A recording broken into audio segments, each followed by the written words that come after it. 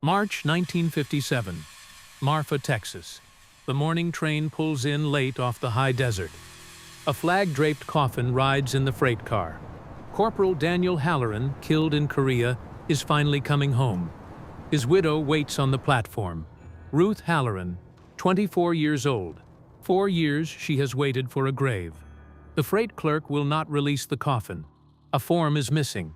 A handling fee is unpaid. The rules are the rules. She came to walk her husband to the cemetery. They will not let her have even that. Here is the story. The depot sits low and brown against the mountains. Southern Pacific. One long platform, one freight dock. A water tower at the far end. Ruth Halloran stands by the dock in a black coat that is too thin for the wind. She is small. She holds her gloves in one hand and a folded telegram in the other. The telegram is 4 years old. She has read it so many times the creases have gone soft as cloth. Daniel Halloran was a ranch hand's son from Presidio County. He married Ruth in the spring of 1951 and shipped out that winter. They had 11 months together. He wrote her on the backs of feed store receipts and torn grocery sacks, because writing paper was short out there, and she has every one of them in a coffee tin at home. He died on a ridge in the cold above a reservoir she cannot pronounce, and the army told her in a telegram, and then for 4 years the army told her nothing at all. That is how a war ends for the people who stay home. Not with a parade, with waiting. Forms move. Bodies wait their turn on lists in offices far away. A man can be dead 4 years and still be in transit. She has learned the language of it. Remains, disposition, escort, consignment. The cold gray words they use for a husband so they do not have to use his name. Today the words ran out and the train finally came. And now a careful man with a clipboard stands between her and the last thing she will ever be able to do for Daniel. The train sits steaming. Porters move trunks. The freight clerk works behind a half door, a clipboard in his hand, a pencil behind his ear. He is a careful man. He likes his lines straight. Release order has to be countersigned, the clerk says. Army's supposed to wire it. They didn't. And there's the handling on the freight. $11. I have it, Ruth says. She opens her purse. Her hands shake. It's not just the money, ma'am. The clerk does not look up. I need the countersignature. No signature. The box stays on the dock. Can't release government freight on my own say-so. That box is my husband. That box is government freight until somebody signs for it. He turns a page. I don't make the rules. I just follow them. Down the platform, a tall man steps off the held eastbound train to stretch his legs. Wide hat, brown coat. He has been traveling 2 days, and he is stiff from sitting. He is between pictures. A year after the searchers reached theaters, riding east on business he meant to do quietly. He is John Wayne, and for a long moment he only watches. He watches the way the wind pulls at the young woman's coat. He watches her count the bills twice with shaking hands. He watches the clerk turn another page. Where are you watching from? Drop your state in the comments. I want to see how far this story reaches. Wayne does not move yet. That is his way. He waits. He reads a room before he ever walks into it. He has seen this before. Not this exact platform, not this exact widow, but the shape of it. He made a picture once about men who came home from a war and the people who waited for them. He knows the difference between a script and a depot in the wind. On the set, there is a mark on the floor and a man who calls cut. Here there is no mark and no one calls cut. And the young woman by the dock is not acting. And the box is real and the wind does not care. The conductor calls the time. The eastbound will roll in 20 minutes. A reasonable man would climb back aboard. There is nothing here that belongs to him.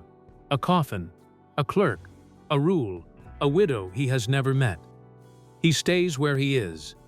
Ruth sets the $11 on the half-door ledge. Please, she says, I'll sign whatever you put in front of me. I'm his wife. I'm all that's left. A wife isn't an authorized signature on military remains, the clerk says. Not cruel, just certain.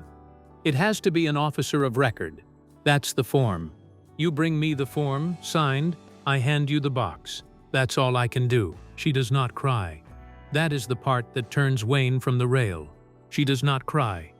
She just stands there holding her gloves, looking at the long box under the flag. 4 years of waiting come down to a missing signature and a careful man with a pencil. The flag on the coffin is regulation. 48 stars, folded nowhere yet, laid flat over the wood, the way they shipped them. The wind lifts one corner of it and lays it back down. Wayne walks down the platform, slow, boots loud on the boards. He stops at the dock and takes off his hat. And he looks at the long box a while before he says anything at all. "This his?" he asks. Ruth turns. She does not know the face yet, or maybe she is too tired to place it. "My husband," she says. "Daniel. Korea, 53. Her voice does not break. "They sent him home, and now they won't let me take him." Wayne looks at the clerk. "What's the holdup?" "And you are?" the clerk asks. A man asking what the holdup is. The clerk explains it again. The form, the countersignature, the $11 on the ledge that he has not touched, the rule that lets him sleep at night. He is not a bad man. He has shipped 100 of these boxes, and every one of them came with a form. And the forms are how a careful man keeps a war from turning into chaos on his dock. Wayne listens to all of it. He does not interrupt. When the clerk finishes, Wayne is quiet for a moment. "Read me the rule," Wayne says. The clerk reads it. "Government remains released to authorize next of kin upon countersignature by an officer of record. Freight charges settled." She's next of kin. She's not an officer. "No," Wayne says. "She buried one." Have you ever stood in front of a door that would not open, holding everything you had, and been told it was not enough? That it was the right amount, but the wrong kind? It does something to a person. It teaches them the world keeps its promises in fine print. Wayne sets his hat back on. He looks at the water tower, at the mountains, at the box. He is doing arithmetic of a kind the clerk cannot see. Not money, names. He is going through the names of men he knows, the way another man goes through his wallet. He has one. "Where's your telephone?" Wayne says. The clerk points to the office. "That's railroad property. I'll pay for the call." He could have climbed back on his train. The eastbound was loading. He could have put a $5 bill on the ledge for the widow and tipped his hat and let the box sit on the dock until the army got around to wiring a form. That would have been kindness, of a small and forgettable size. Instead, he walks into the office and picks up the telephone. He does not raise his voice. The clerk hears only pieces of it through the half-open door. A fort, a name, a rank. "It's Wayne," he says once, plainly, the way a man says his name when the name is enough. Then a long quiet while he listens. Then, "Today." She's standing on the platform. "Today." He gives the depot's number. He hangs up. He comes back out and leans on the dock and waits. And he does not explain himself to anyone. Ruth watches him. "Who did you call?" she asks. "A man who owes the army a favor," Wayne says, "and me one." He does not say more than that. He does not tell her that he has spent years on bases and backlots with men in uniform, that he knows which telephone in which office gets answered, that a name spoken plainly into the right receiver can move a form faster than a month of letters. He does not make it sound like much. He leans on the dock and watches the road and lets the wind do the talking. The conductor calls the eastbound. The train Wayne came in on begins to load without him. He does not look at it. 8 minutes. The office telephone rings. The clerk answers it. His face changes as he listens. He says "Yes, sir" twice. He writes something on his clipboard. He hangs up, and he looks at the long box differently now, the way you look at a thing when you have just been reminded what it is. "Duty officer at Fort Bliss wired the release," the clerk says. "Countersigned. It's..." He stops. He looks at Ruth. "It's cleared, ma'am. I can release him." Ruth reaches again for the $11 on the ledge. Wayne puts 2 fingers on the bills, slides them back toward her. "Keep it," he says. He looks at the clerk. "Waive the handling." The clerk does not argue. "Waived," he says. "There is no cemetery wagon. There was supposed to be one, and it did not come, because the funeral home was waiting on the same form that had trapped the box on the dock.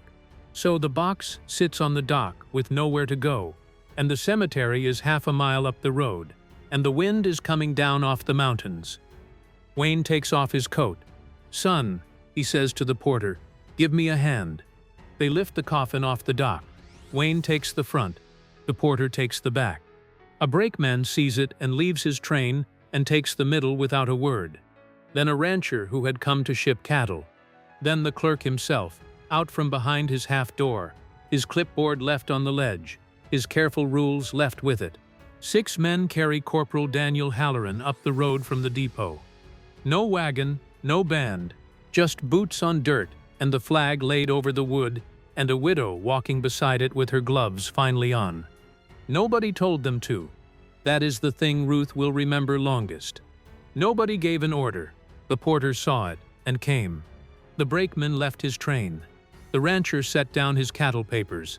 The clerk who had said the rules are the rules came out from behind his half door and took a corner of the box he had refused to release, and his hands shook worse than Ruth's had. The road climbs a little. The wind comes straight down off the mountains and pushes at them, and the flag snaps against the wood. Halfway up, a man driving a feed truck slows and stops and takes off his hat and just sits there at the side of the road, engine running, until they pass. An old woman on a porch stands up out of her chair. Marfa is a small town. By the time the 6 men reach the cemetery gate, the whole road knows that the Halloran boy came home, and that some strangers carried him. Wayne carries the front corner the whole half mile. He is 50 years old, and he does not shift the weight to another man once. A coffin is heavier than a man. Daniel Halloran went to war at 160 pounds, and what came home in the box weighed more than that, the way grief always does, and 6 men still carried it like it was nothing, because some weights a man is glad to carry. Half a mile is 880 yards. They counted none of them. They just walked. At the cemetery gate he stops and the others stop with him, and they set the box down gentle by the open grave the sexton had dug on faith that morning. The flag is lifted. It is folded. 13 folds, the way it is done, corner to corner, until it is a tight blue triangle with the stars showing and nothing else. The porter does not know how. The brakeman does not know how.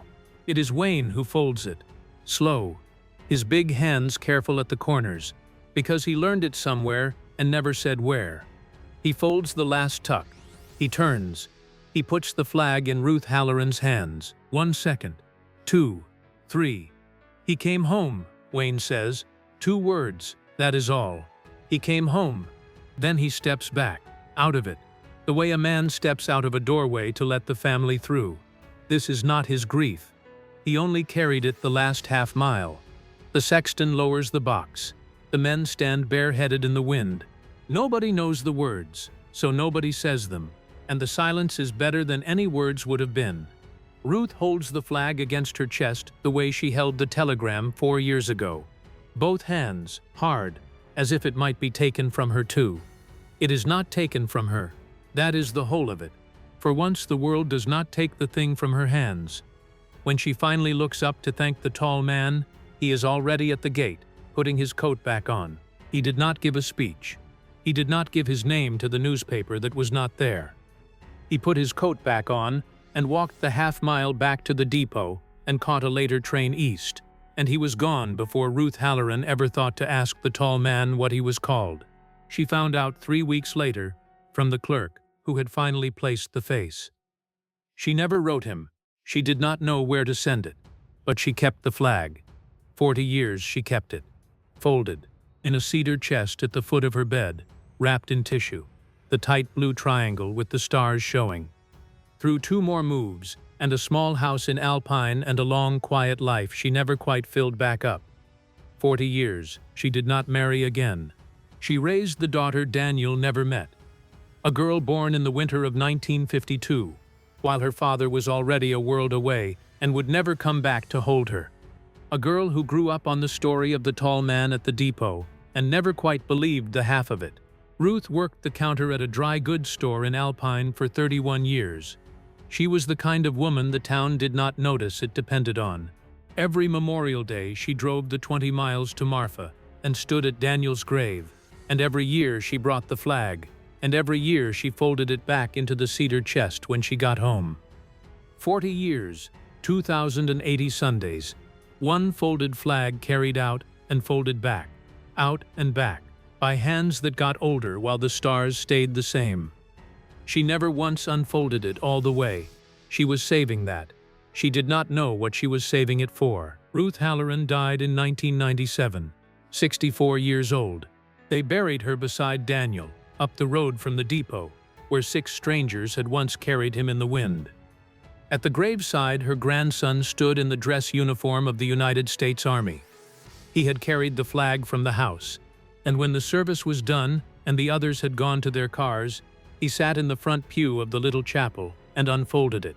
The way you unfold a thing you mean to fold again, just to hold it once. A card fell out of the folds. Small. Yellowed. 40 years in the blue. It was in a man's hand, in pencil, the letters pressed hard. Ma'am, a man is not finished while someone still carries him home. Your husband was carried by men who never knew his name and were proud to. So were you. G.W. The grandson did not understand the initials. His mother did. She had heard the story her whole life and never believed all of it. The tall man on the platform, the telephone call, the half-mile in the wind. She believed it now. It had been folded into the flag the whole time, 40 years, waiting in the dark with the stars. Have you ever found out, years too late, that someone carried you when you thought you were carrying it alone?